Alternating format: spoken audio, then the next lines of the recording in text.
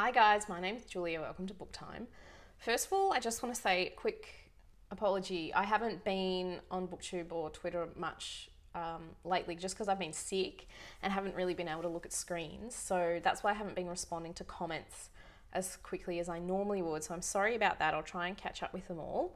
But I'm back now and I decided what I'm going to do is go through a TBR, so like a physical TBR, books that I already own, that I have owned for more than 10 years. Some of them for 20, some for more than 20 years. That's a long time to own books and not have read them. So I've got 11 books here. I know that I've got more downstairs in our storeroom boxed up that I have either forgotten about, and there are at least 5 down there that I know are there, but I just can't act like it's too hard to get them out, basically. So I'm just going to go through the books I've got here. And yeah, I guess the idea is it's kind of good for me to make a record of having these books. So if I don't read them within the next year or so, or even if I don't read them in the next year, if I don't feel inspired to read them shortly after that, then maybe I'll consider getting rid of them, which would be sad because I actually do want to read them all. So I'm going to start with one that I've had for, I think, 19 years. Voyage of the Narwhal by Andrea Barrett. I remember buying this. So this was published in 1998, 20 years ago. And I bought it. So this is like the large form paperback. And I remember I bought it on sale because the small form paperback had just come out. So I was probably 14 years old. And I reckon the reason I didn't read it is because it's an adult novel and I was only 14. Sorry, I'm just getting comfortable on my hard floor here. So this actually sounds awesome though, like I really want to read it. I think it's a historical fiction novel about a group or a man who go to the Arctic exploring. Maybe for the narwhal, I'm not sure, but I think it's set in the Victorian era. So there's a lot of stuff about Darwinism and kind of like the study of the natural world, which I love reading about in novels and in non-fiction books. And then I think the other storyline is set back in America and it's about the women there. So yeah, pretty pumped to read it. I just haven't got around to it. Funnily enough though, recently I separated my books into read and unread, but I realised after a few weeks that I put this in the read section and I was like, oh, why did I do that? But I think it's because obviously I've moved house so many times, I've packed and unpacked this book so many times. I think it's just so familiar to me and I've owned it for like 2/3 of my life that it feels like I've read it even though I haven't. But I would actually like to read this. It sounds like something I would really like. So that's the first one. The rest are sort of in no particular order.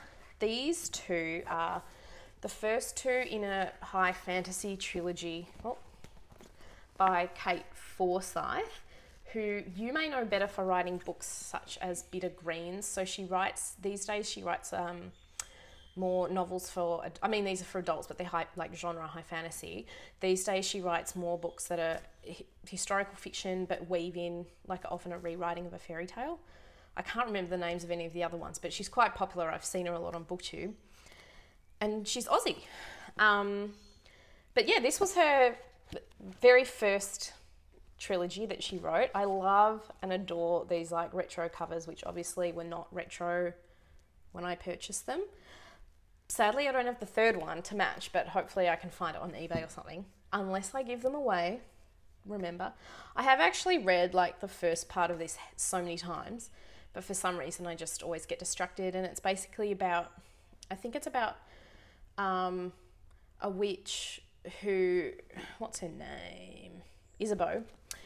Isabeau is, I think she's an orphan witch, but she lives with like an older witch, but the witches have been expelled. I mean, it's set in a fantasy land, but the witches have been oppressed. And so I think it's about them trying to get like the good power back to the land. I enjoyed the stuff I read of it. I just haven't got round to it, but I would like to at some point. The next two are from a fantasy trilogy as well. They're actually the second two. They're quite big. So in Sarah Douglas's Crucible trilogy, I've got book 2, The Wounded Hawk, and book 3, The Crippled Angel.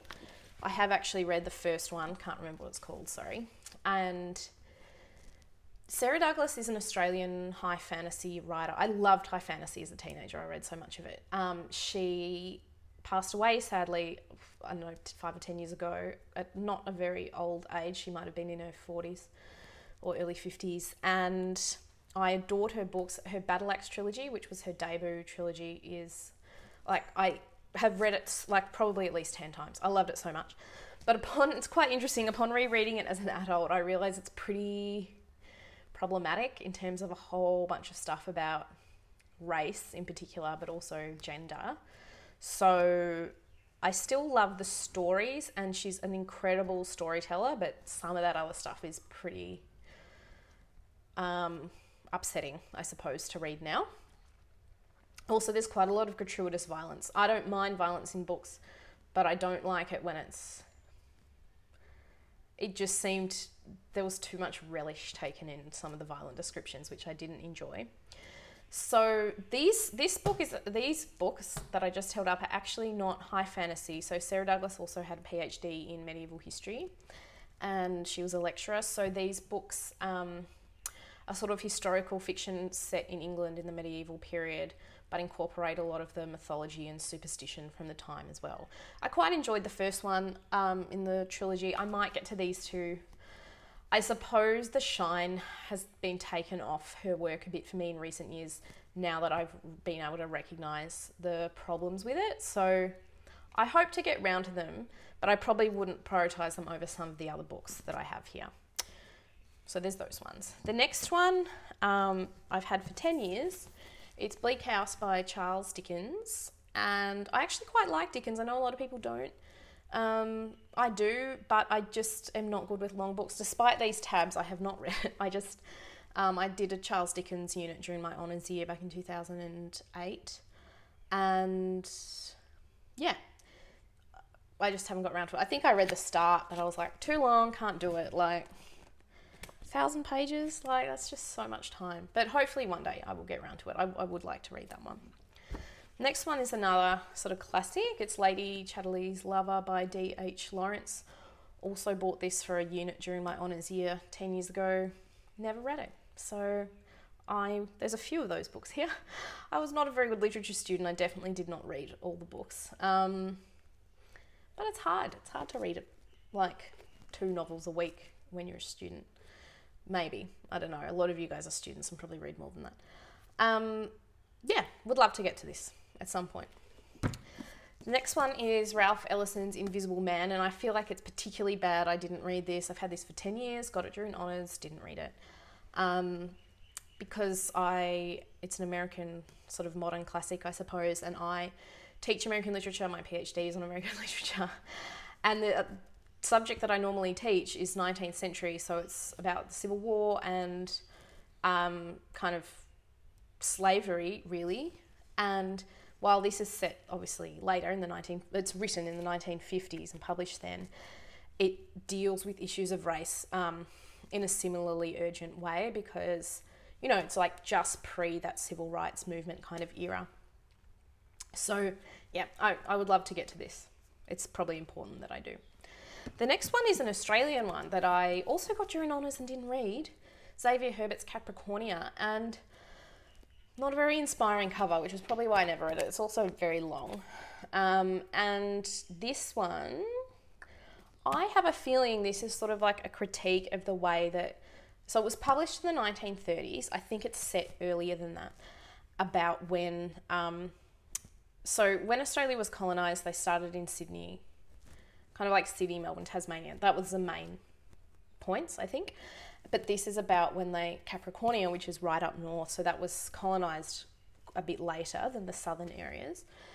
And on the back, it sort of indicates that it was just as bloody, or in sometimes even more bloody, like the massacre, basically, of the Indigenous people, because, well, you know, the quotation here, one reason for this is that the pioneers had already had experience in subduing the Aboriginal population in the south, and hence were impatient of wasting time with people who they knew were determined to take no immigrants. So I'm hoping that this is like a critique of the way that white colonists treated the Aboriginal people up north.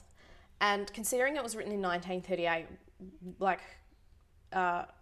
that's pretty remarkable that a critique of that would be written by a white author at that time. It'd be pretty remarkable now, but amazingly so back then. So I'm hoping that this is a good one. I've also had this one for 10 years. I did buy this one, In Cold Blood by Truman Capote. Not because I studied it, but I bought it for a treat for myself so I would have a novel unrelated to my studies to read once I submitted my thesis. But I just never read it. I don't know why. Everyone loves this book so much that I've spoken to, so I would really love to get to it. Soon, hopefully. I say soon. I've had it for 10 years, so soon could mean in another 5 years, but hopefully less than that. The final one I've got in like a physical version is Caleb Williams by William Godwin. So this was published in 1794, and I really love books from the late 1700s and early 1800s. I know a lot of people on BookTube, like their favourite era, or they really love the Victorian era, which is obviously a little bit later. But I really, really enjoy, the late 18th and early 19th century stuff. Like particularly all the very early Gothic novels, more so than the more famous ones like Dracula and Frankenstein, but the sort of prototypical ones. So this one sounds similar. The nobleman Falkland deteriorates from a man of honour and high reputation to a reclusive and cunning plotter. Caleb Williams, who is given a position in Falkland's household, discovers his guilty secret, torments him with it, then finds himself unjustly accused of a crime and ruthlessly persecuted. So I'm not sure if this has supernatural themes, even though I think it's got an image from Blake on the front, so hard to say. But definitely that idea of like the individual being consumed by guilt and torment, whether it's inflicted by another person or the state or some metaphysical thing, God or something else. It sounds like the type of novels that I do really enjoy from that time. I would have had this for 11 years. I remember I bought it in 2007 when I lived in Berlin for, I was studying there, a literature subject I took, and I didn't read it. Story of my life. So they're all the ones I have hard copies of. I definitely know I also have, that I've probably had for 15 years, a book called The Bolivia Diaries by Che Guevara. It's not the Motorcycle Diaries, it's the one that came after that. And I have started it. I think I've read about half of it, but I have never finished it. And I think I never finished it because it's been boxed up for so long, like maybe since I first moved out of home, which is why I didn't unpack it, because it's like at the bottom of a giant stack of boxes full of books. And then the other ones that I definitely know about are the My Friend Flicker trilogy, which are a trilogy of American middle grade fiction about horses in, I think, Wyoming. So the American West, which obviously is right up my alley. It's what I study. So, and I loved horses growing up, which is why I had them. I don't know why I never read them. Probably I just had so many horse books that I just never got to them. But I would like to read them at some point if I ever dig them up out of the boxes downstairs. I'm sure I have more books down there that I've owned for at least a decade that I've forgotten about. But yeah, if you're my age or older, does this happen to you? Do you have books that you've had for this long? And if you're younger than me, a word of warning, you will probably accumulate books that you've had for 20 years at some point. And yeah, it's just how it goes when you love books. Anyway, let me know if you've read any of those ones, which ones I should start with, and chat soon. Okay, bye.